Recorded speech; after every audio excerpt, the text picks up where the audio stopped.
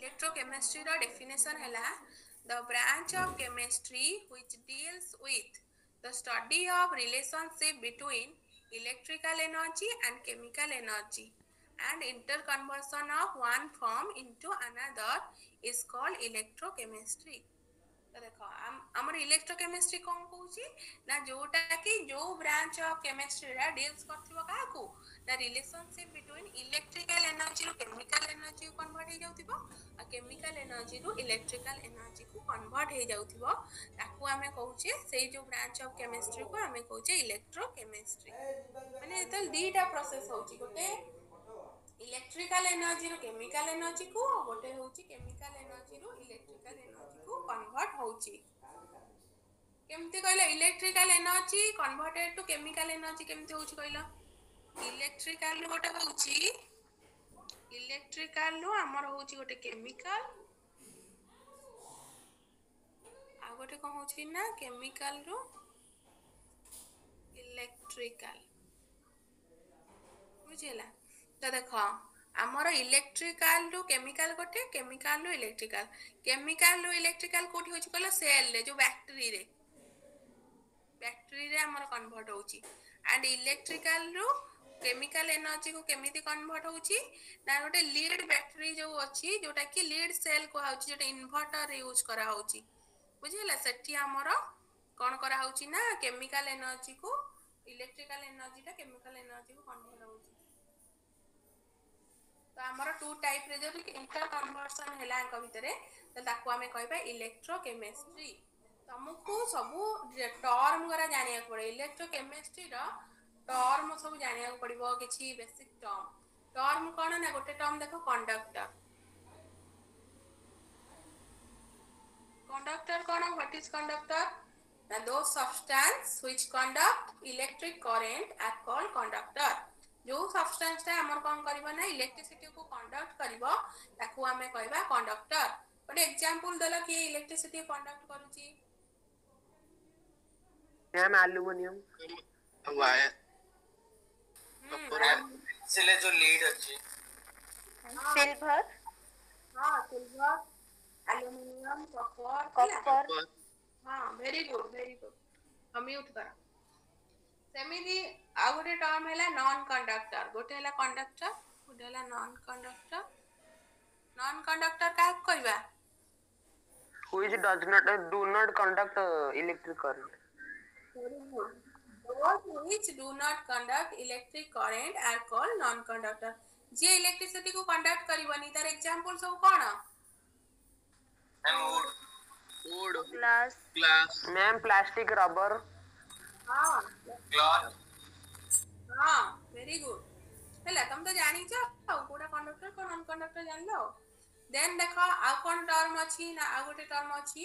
जे electrolyte conductor को हमें कोन कचे ना कंडक्टर नॉन कंडक्टर जान लो कंडक्टर को हमें टू टाइप रे डिवाइड कचे हैला गोटे हैला इलेक्ट्रॉनिक और मेटालिक कंडक्टर आ गोटे मैम नॉन कंडक्टर को हमें इंसुलेटर तो कहि पदिबा हां मो पढ़े भी रहो इंसुलेटर भी पढ़े तो होनी देखो इलेक्ट्रॉनिक और मेटालिक कंडक्टर आ गोटे कोन ना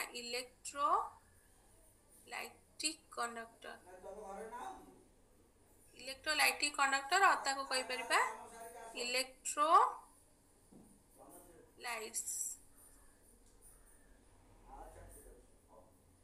हैला तो हमर कंडक्टर को टू टाइप रे डिवाइड करछि गोटे हैला इलेक्ट्रॉनिक और मेटालिक कंडक्टर आ गोटे होछि इलेक्ट्रोलाइटिक कंडक्टर और इलेक्ट्रोलाइट्स तो मेटालिक और इलेक्ट्रॉनिक कंडक्टर काहा को कहबा ना these are the metals through which electricity can pass and no chemical change takes place तो हमर मेटालिक कंडक्टर तमे एतो ता नेम रो ही जान दो तो मेटालिक कंडक्टर माने जो मेटल करे हमर इलेक्ट्रिसिटी कंडक्ट करंती ताको हमें कहबा सेरा होची मेटालिक कंडक्टर जेम तमे सब कहला कॉपर सिल्वर एल्युमिनियम एवरा सब मेटल गरा एवरा सब कोन होची इलेक्ट्रिसिटी कंडक्ट करची एरा सब एग्जांपल हबो then second class electrolytic conductor और इलेक्ट्रोलाइट्स कोन ना the substance which allows electricity to pass through its solution or in the fused state is called an electrolytic conductor. Aqueous solution कौन?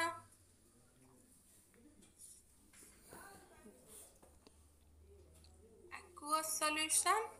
आ गोटे पढ़िला fused state. एतिटा term से कहला electrolytic conductor आमे काहा कहबा ना जो सब्सटेंस ता इलेक्ट्रिसिटी को अलाउ करथिबो पास करिया पे कोथरे ना तार aqueous solution रे और इन फ्यूज स्टेट रे ताल ताको आमे कहबा सेटा होची इलेक्ट्रोलाइटिक कंडक्टर. aqueous solution त मु कहिची the solution in which the solvent is water means आमे जो सॉल्यूट नेले ता सहित सॉल्वेंट नेले तो से हम कोन दोची सॉल्यूशन दोची बुझिला. तो आमर जो सॉल्यूशन रे आमर सॉल्वेंट वाटर नबा तो ताकू ही आमे कहिबा सेटा होची aqueous solution. जेमति कि तमे कोन aqueous solution कोन सुगर सॉल्यूशन सॉल्ट सॉल्यूशन हैला तो आमे ता कोचे कोन aqueous solution काइना त देरा हम वाटर ऐड करचे. सेमिति फ्यूज स्टेट कोन फ्यूज स्टेट होची गोटे हला फ्यूज्ड आ गोटे भी मन रखो मोल्टेन स्टेट हैला. फ्यूज स्टेट हमर होची ना सपोज आमे गोटे सॉलिड सब्सटेंस को कोन करिबा ना कन्वर्ट करिबा solid substance when a solid substance converted into partially solid substance by the help of heat is called fused. Ma'am audio clear आसुनी और वो ଟିକେ वेट करो ते स्लो हे गला नेट को देखिले आसुची. Yes ma'am. ଟିକେ वेट कर हाउ जदी न सुनिबो कहबो म रिपीट करबी हैला.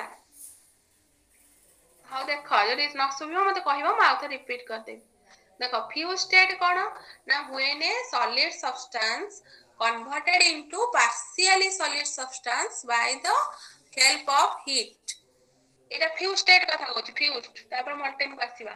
फ्यूज स्टेट रे कहला जत्ते बेले गोटे सॉलिड सब्सटेंस ता पार्शियली सॉलिड सब्सटेंस को कन्वर्ट हबो. सॉलिड थिबो पार्शियली सॉलिड माने हाफ सॉलिड रहइबो हाफ मेल्ट करिवो. पार्शियली मीन हाफ आधा सॉलिड रहइबो आधा हमर मेल्ट करिवो. ताले सेही स्टेट को कहबा कोन ना फ्यूज स्टेट बोली हमें कहबा. जेमति एग्जांपल हैला तमे सुगर नेला सुगर को गरम कलो गरम सेटा कोन अछि सॉलिड स्टेट रे अछि ना ताको जे गरम करछ से ब्लैक कलर केम तरल किना ब्लैक भलिया केम पसी जाउची तो मींस कोन से तरली जाउची आधा जेत ठंडा हे दिबो तो सॉलिड स्टेट थबो हेले मेल्ट कर जाइथिबो ब्लैक कलर पड़ जाइथिबो से सुगर गरा तो सेही स्टेट को हमें कहउचे fuse state. Then molten state कोन ना when a solid substance converted into liquid substance by the application of heat. Solid रो जत डायरेक्ट लिक्विड पर कन्वर्ट हे जीवो तले ताको हमें कहबा सेटा होची तार मोल्टेन स्टेट. जेमिति हम गोटे सोडियम नबा सोडियम मेटल तो सोडियम को सपोज हमें सोडियम केमिति थाए ना गोटे केरोसिन भितरे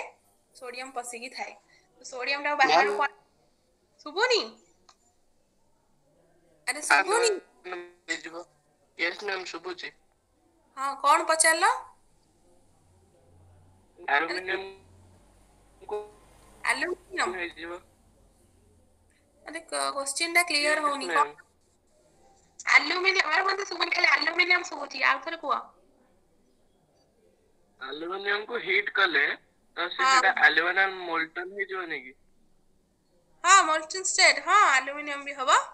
मु सोडियम भी कहूची सोडियम कथाटा सुन एल्युमिनियम भी मोल्टेन स्टेट को पळैबो गरम कले हीट कले हैला. तो देखो